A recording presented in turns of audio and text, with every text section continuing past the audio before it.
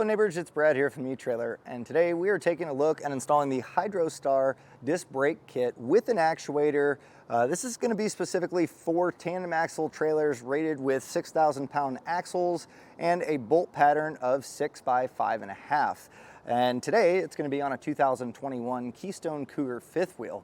And as you probably noticed out on the road, your brakes are going to do a decent job of slowing down this load as you're towing, but sometimes in a panic stop, all of a sudden you start to feel that weight pushing the truck around. And that's because some of the manufacturers still use drum brakes, whereas we're stepping into the new world of technology and putting disc brakes on. I think this is definitely an upgrade that if you want peace of mind and just confidence out on the road, having good braking power really makes it to where no matter what comes up, you're at least going to have a fighting chance to be able to stop without hitting anything in the process.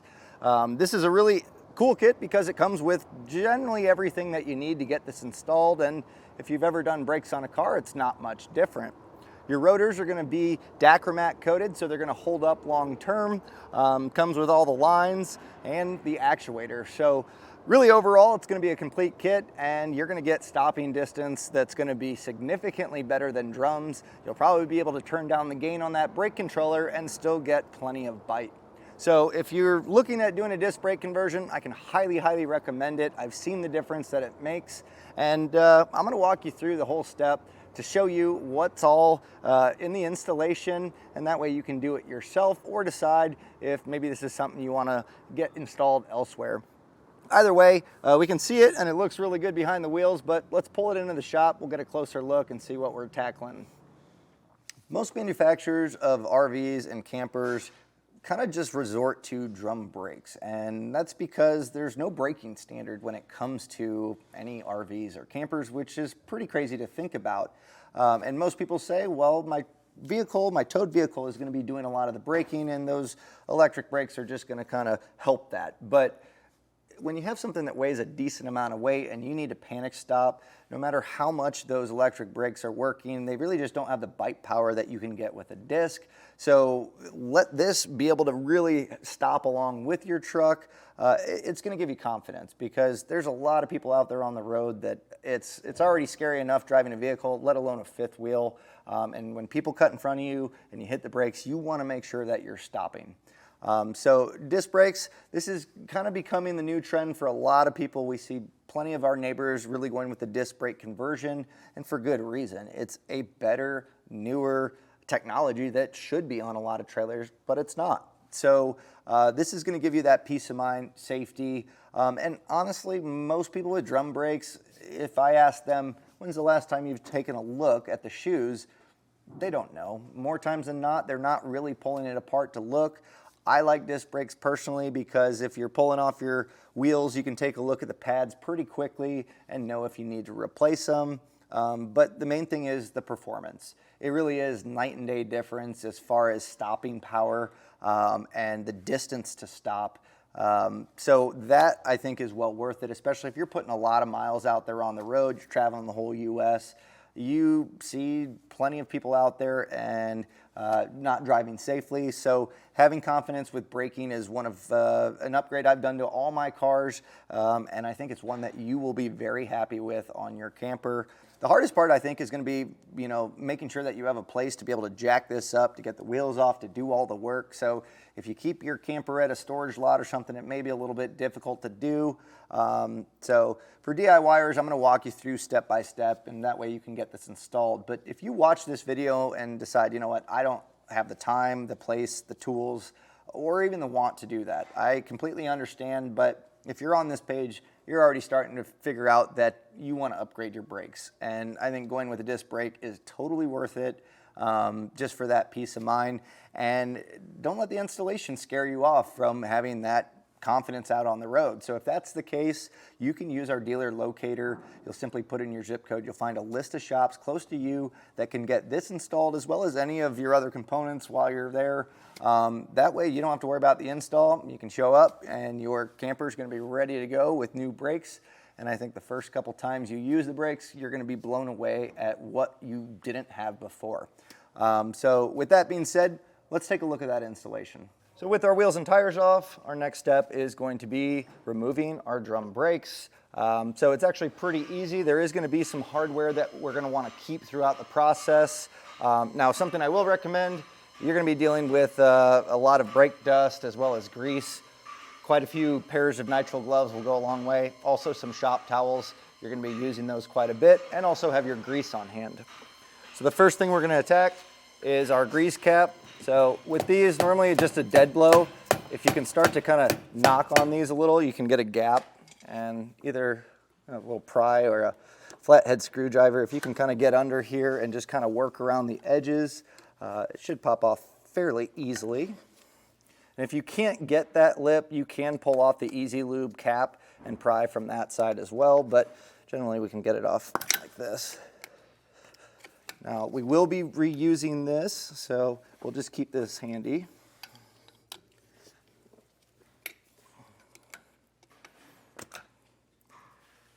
And the same goes for our retainer clip as well as a washer behind here. So we'll just keep all that with our cap that we took off. And to get the retainer clip, there's a flat spot on both sides, really anywhere. If you just kind of pry on here and just work this back, should come off fairly easily.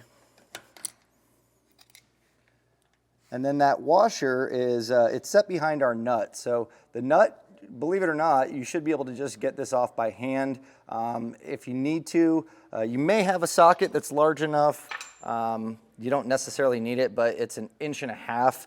But a pair of channel locks, if you need to knock that loose, you can just go on here and get this loosened up, and we can remove this. And that washer is going to be important. It's a keyed washer that goes on the flat spot here on our spindle. So if you can get it off now, great. If not, as we pull this off, it should pop out. In fact, at this point, what I'll do is just kind of grab our assembly and pull it back, and that pushes this washer out nice and easy. Now the bearing's probably going to come out with it, so we will not be reusing these. We're going to be using new ones, so you can throw this away. And now we'll just grab our assembly from the back, shimmy it a little bit, and that should come off. If you want to, now's not a bad time. We can clean off the old grease from our spindle.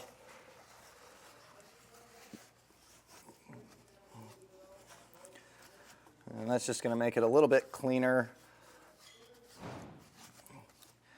And then our backing plate is just going to be the bolts that are, or the nuts that are located here. There's going to be 5 of them. And these are going to be a 9/16. Now we're going to be reusing these, so keep those handy. I'll grab my 9/16. Now we're ready to take our drum assembly off. I would recommend having something to snip some wires, because no longer are we going to need these electrical wires anymore. So we're just going to slide this out, and then I'm going to cut these. While you're here, now's a good time to just kind of clean everything off, so everything's going to be fresh as we put new grease and everything on here. So we'll just give this a good wipe down, and then you're going to want to grab your caliper plate. So it'll say outside, so pretty easy there, but our caliper generally will always go to the back side, and it should only really align one way. So with this saying outside, we'll slide this on, and then we'll grab those nuts, and we're going to put those in place. Now we'll get these snug. As far as the torque setting, I don't really have one, but I think just kind of zipping it down with my electric ratchet should be enough. So if you're using just hand tools, just snug. Now we're going to want to grab our rotor assembly and our larger bearing. This is going to go on our back side. And if you've never packed bearings, it's actually pretty easy. Just using our high temp red grease. I'm going to put some in the palm of my hand. And then with the wider section, you just kind of scoop it in, working it around. And as you press, that should push the grease forward. You really can't over grease these, but you can under grease them. So take your time to do this correctly, but this motion just kind of packs it in, and then any of the excess, just put it back in your palm and keep pumping this in until it's all coated. I like to rotate the bearing around too, just to make sure that it's evenly coated on the rollers. So you can also get a bearing packer. They work fine, but honestly, hand packing it I've never had an issue.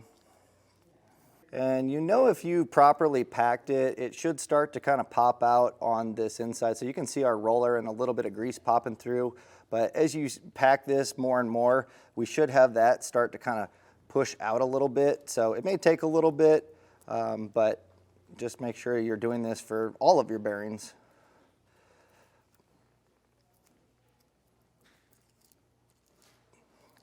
And if you do have excess after you're done doing it, what you can do is you can rub it on this inner race and just kind of coat that up.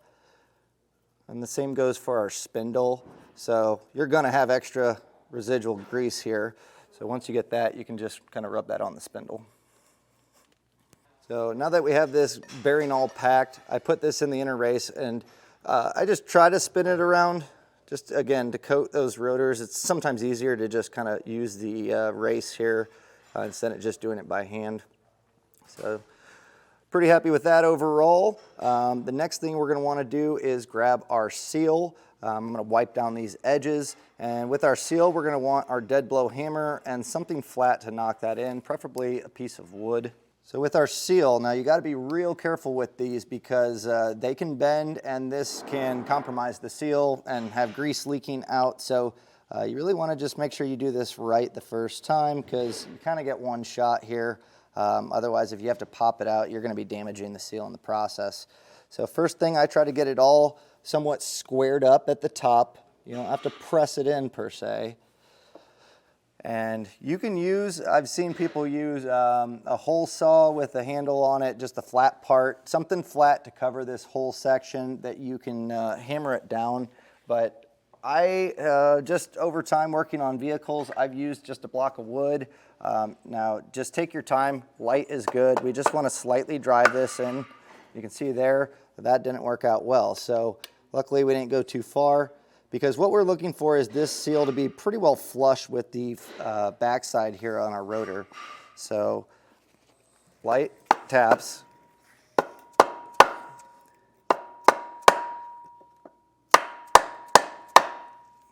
And really just work your edges around, make sure that it's going in fairly evenly.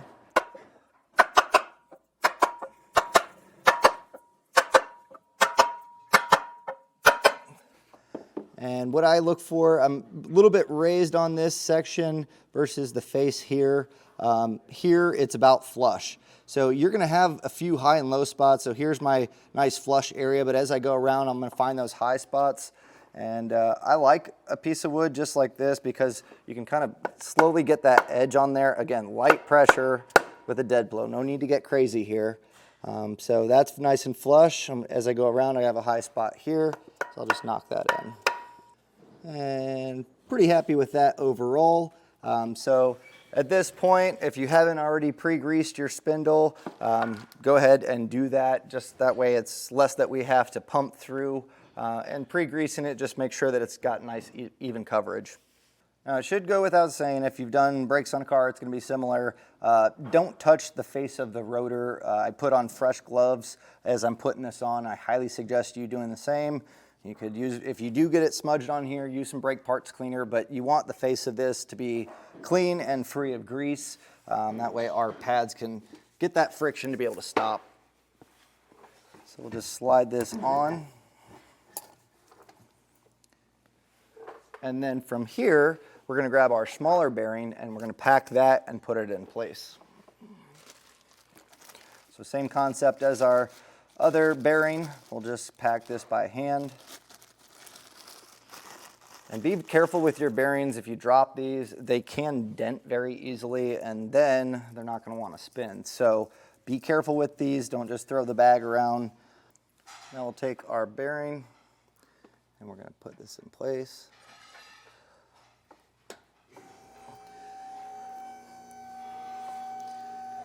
Now you may have to kind of move the rotor a little bit just for that bearing to drop in.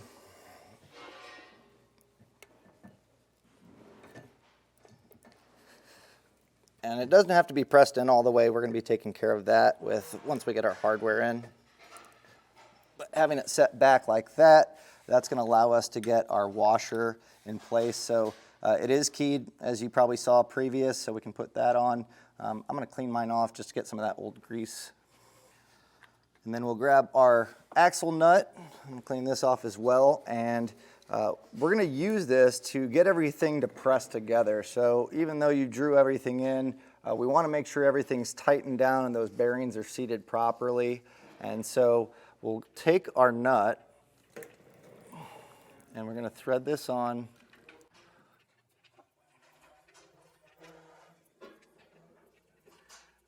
And go as tight as you can by hand.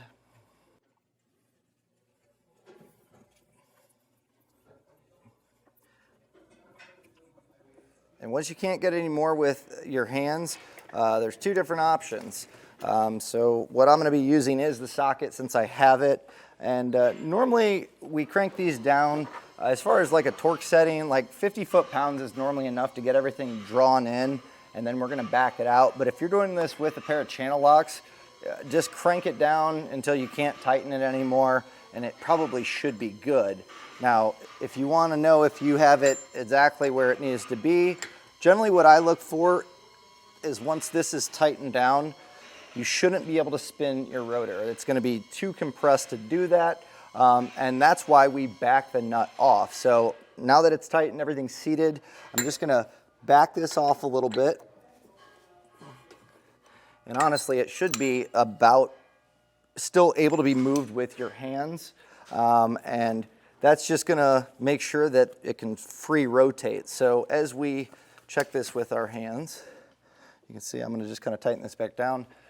This should rotate nice and easily, and from there we'll put our clip back on, and this is just going to hold it all together. Now if you need to rotate the nut a little bit for this to draw into place properly, you can absolutely do that. In fact, I think I will have to on this one, so I'm just going to bump this back. The main thing is after you do get it in place, make sure that you can rotate it, and also you shouldn't have any wiggle on your rotor. So if you shake it side to side and there's play, you need to tighten it back down a little bit more.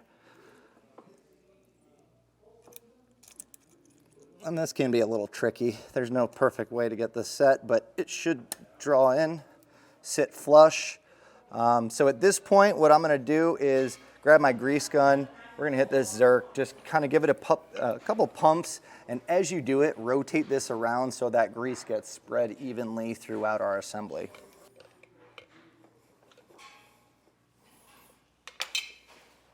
Now we'll give it one quick wipe down of all the excess grease that we have on the exterior. And then we can grab our grease cap and we'll put this in place. Just kind of get that seated. And then normally a dead blow, you can knock this on pretty easily. A flat piece of wood also kind of works for me. And just make sure that's sitting flush. So rotor assembly is on, pretty easy. Next thing we need to do is grab our caliper and our caliper bolts. Now when we get this caliper, what we're going to want to do is get our pad. There's this clip that goes in that center piston. We want this sitting flush, and we'll just kind of guide this on. We know the rotor has to go in between the pads. These two bolt areas where the holes are, that should pretty well sit in our caliper bracket pretty easily. Our bolts, we're just going to thread through. Now, your leaf spring may be in the way on the top one. If that's the case, you can just kind of pre-start this out of the range of the leaf springs.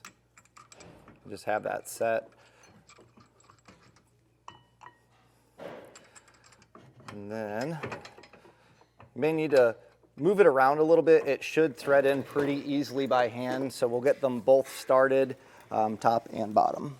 And then to snug these down, it's going to be a 13 millimeter socket. Now I'm using a torque wrench and I'm using torque settings from other manufacturers that I've learned just while doing disc brake conversions. It's a fairly low torque setting, and really you're just going to get this snug down. So if you're doing it with like a ratchet or something along those lines, just hand tight, you know, snug, should be plenty. And with those torqued down, you have one of your assemblies done. Now you just need to repeat the same exact process for the remaining 3. Once you're at that point, then we can start getting our actuator and our lines ran. That's what I'm going to do now, and I'll show you exactly how it all looks and give you a rundown on how to run all this. Now I got our actuator in and I got it wired up, and I want to show you how I did it. It's actually pretty easy to do on this. First thing is finding a spot to mount it. And I ended up going on our passenger side. It fits pretty well in between the jacks and the wall here. But I did drill out a hole for our line to go through. Just hold the actuator in place and you'll find where that port is to be able to get the height to drill that out. Now I wrapped it in some wire loom, and that way we don't have any rubbing of that line on the metal. I highly suggest doing that just to kind of protect it long term. As far as getting this mounted, it's just a few self-tapping screws, so pretty simple there. Our wires, I started routing these up because we need to tie into our junction box, and so I just started making my way up. You will want to grab a fish wire to be able to pull these wires through by the kingpin. And you'll see I lowered the screws down to just kind of drop this, and our fish wires we just ran through and we're able to pull all of our wires. Now, with that being said, you are going to need to supply some extra wiring. The wires off of our actuator are not going to be long enough to route, and you're going to want to use at least 12 gauge wire. That way it can pass all that electricity through there safely. So as I pulled this through, we're going to tie into our junction box. And I found that it was pretty tight in our junction box to where I couldn't use any of the openings, so I punched out a new hole and then ran my wires in. Now, I just had black and white, so I just made sure that I taped up my wires with color-coded on our blue and yellow. That way we don't get those confused in the process. But pretty simple. We have our yellow. This is going to go to the yellow. We just went color for color. If you need to test any of this, you can put a voltmeter on here, pull the breakaway switch, and you can get this output. Power was just black, so I put that in here. Blue is our brake output, so tap that in here, and then our ground is white. Now, in order to test to make sure that it's working properly, I don't like to run these dry, but just a quick sec to make sure that it kicks on. What you can do is plug in the 7-way to a vehicle. We have a test box that's going to give us that 12 volt power, and I'm going to pull my breakaway switch. I should hear our actuator kick on. So it's very quiet, but I can hear it cycle on and off when I put that plug in and out. So as far as the wiring goes, that's going to kind of do it for that. So get everything taped up nice and clean. Where I punched out on our box, I am going to make sure that I fill that gap up so we don't get water in there long term. But as far as the electrical connections, pretty simple there. Now, as far as the lines, I always try to make sure that I line it all out, kind of dry fit everything to get a plan. There's no perfect way to do this, and you can run it underneath your underbody panel, which I did kind of a combination of running under it. And then as we get further back, I'll show you that I kept some of it exposed. Any of the fittings or connection points, I really do try to leave exposed. That way, when we start to prime this and long term, we can see if there's any leaks happening. Now, through the hole that we drilled, I ran my fitting through there. We're using the long run first, and that way we can get back to our brakes. And with tightening any of the fittings down, brass, you really don't want to over tighten. In fact, that's going to cause more issues than under tightening. But when tightening, I do recommend using a line wrench. This allows you to still slide over the fitting, but still get kind of full grip around the hex, because you can round off the heads pretty easily if you over crank it or slip on the wrench. So 3/8 for pretty much all the fittings. So I do recommend having this. Now, through here, you can see the wire loom. Again, that's just a continuation to make sure that it's not going to be rubbing on that hole. I just passed that down. But this line, I just peeled off our underbody panel. There's these small 1/4-inch hex heads that it looks like, as a screw, but they're actually a nail. So what I ended up doing is just spin them around with my impact and then pry all this down. I'm going to go back with some self-tappers to get this put back up.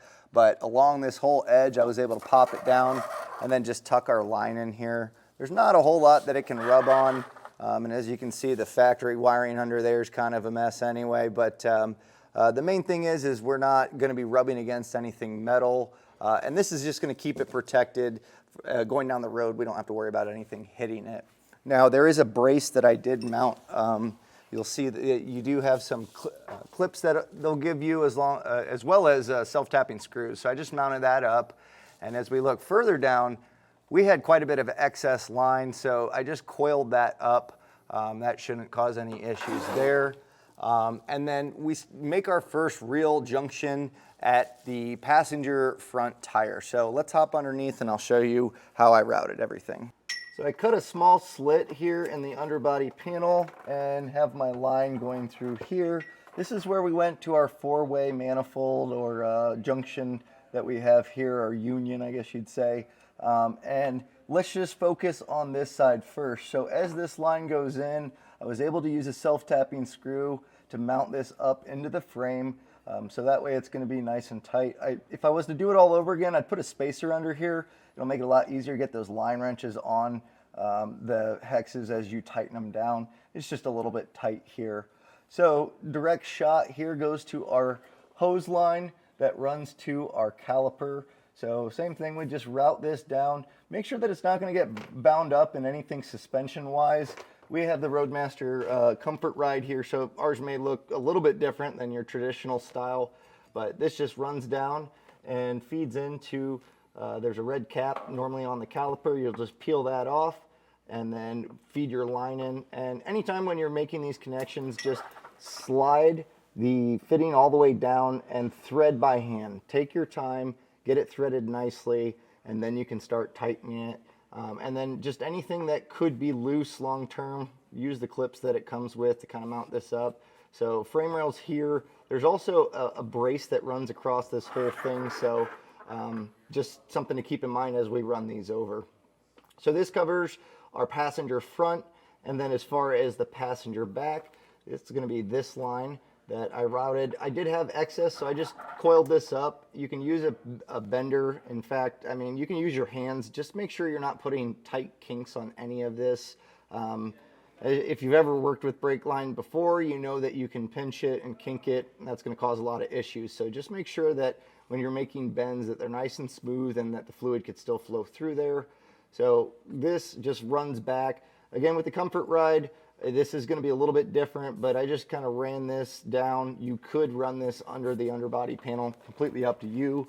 And then made my way back. This is where we have a coupler union. This is just going to thread into our line and then our just our soft line here. So snug these down, and then this runs to our rear caliper. To make our way over to the driver's side, I tied into our union and then just ran this over. So again, the length you'll have extra more than likely, so putting some bends in here is going to be the best way, I think. I try to not coil it down to where it's sticking down, try to keep it flush. This whole beam here, I used the self-tappers to kind of mount up, and then I also did the same with this 3-way union. So large self-tapping screw, I ran this in, and we have the 3 connections here. So this is coming from our driver's side to feed it. This will run over to our front, and same concept as before, just tighten these down. And then this back line, I did end up running underneath the panel just because we had our pipe here. I wanted to make sure that it's going to be a nice, it's not going to rub against anything. So I went down here, and then I ended up cutting a slit back here, again using one of those union couplers, and then I tied that into our caliper. So here I've left this soft line to where we can run this into our caliper. So here's your red cap. You just peel this out, and then we're going to thread this in, get it nice and squared up, and hand tighten until it's bottomed out. And then with our line wrench, you can see this spot allows us to tighten it down. And as far as how much to tighten, I kind of go about a half turn. Again, you're better to do it slightly loose, because as we run our brake fluid in, we're going to find if there are any leaks, we can go and tighten that up. But if you over tighten and crack the brass, it's not going to be good for anyone. So Again, just err on the side of a little bit lighter than tighter. So at this point, everything's hooked up. I got all of the lines tightened. So now we need to get some brake fluid in here, and you're gonna want something that we can put on our bleeder valve. That way we can drain out the fluid to make sure everything's primed up properly. Now for our bleeding process, you are gonna need an extra set of hands, and if possible, you might even grab two. That way you can have someone making sure that this is topped off as we bleed it, and someone actuating the brakes, and then someone bleeding on the caliper. So the first thing we need to do is open up our cap, and we're gonna fill this with .3. You can use .3 or 4, so whatever you have handy, but use new fluid here. And I'm just gonna get this filled up. Now I'll be the person that's gonna be doing the bleeding process on the calipers, and our receptacle that we have is just gonna be a drink container with a fitting and a hose. That way we can put this on the nipple as we bleed it and have that kind of, you know, purge out any of the air. And when you do brakes, you wanna make sure you're on the farthest run. So the way that ours runs, it eventually makes its way to the very far back driver's side. So we're gonna start there. That way we can prime up the system, and then as we bleed that out, we're gonna work our way up following the lines until we get to the closest one. Throughout the whole process, we're gonna look for leaks. So check all of your fittings as you have pressure with the actuator. If it starts dripping, have that person shut it off, and then we can tighten that up as necessary. To actuate it, there's a few different ways you can do this. You can make sure you have your 7-way plugged in. You can pull your breakaway switch. That's not a bad way to do it. On our test box, we have an electric brake signal, so it simulates a towed vehicle. So if you're in a towed vehicle or have it handy, you can plug that in and use the brake controller to manually actuate it. So not a bad way to do it as well. So a few things, as we're bleeding this out, main thing, keep that actuator filled with fluid, because if it starts pulling in air, you're gonna have to redo the process. So we want this system to have no air in it. And part of that, when we bleed, I'm gonna use this top bleeder valve. It's gonna make sure that any of the air pressure or air pocket up top is gonna bleed out. And have a line wrench ready. It's a 7/16 line wrench, so we'll put this in place. And a lot of communication here. So I have Kevin up there. He's gonna be actuating the actuator. And so when I tell him to open it, we're gonna have pressure start to build. I'll crack this open, get it running out to where we don't have any bubbles ideally. You're probably gonna have some in the beginning because the whole system's, you know, dry. But we're gonna get that flowing nice. And then as soon as I feel that it's pretty solid flow, I need to start tightening this down and have him shut it off. So the main thing is we're not leaving the valve open when he shuts it down. Theoretically, if you have something like this and you have fluid, it's not going to pull any air bubbles back. But again, our whole goal here is to make sure that the system is completely filled with fluid and that we're not pulling air back in. So I'll get this on our nipple.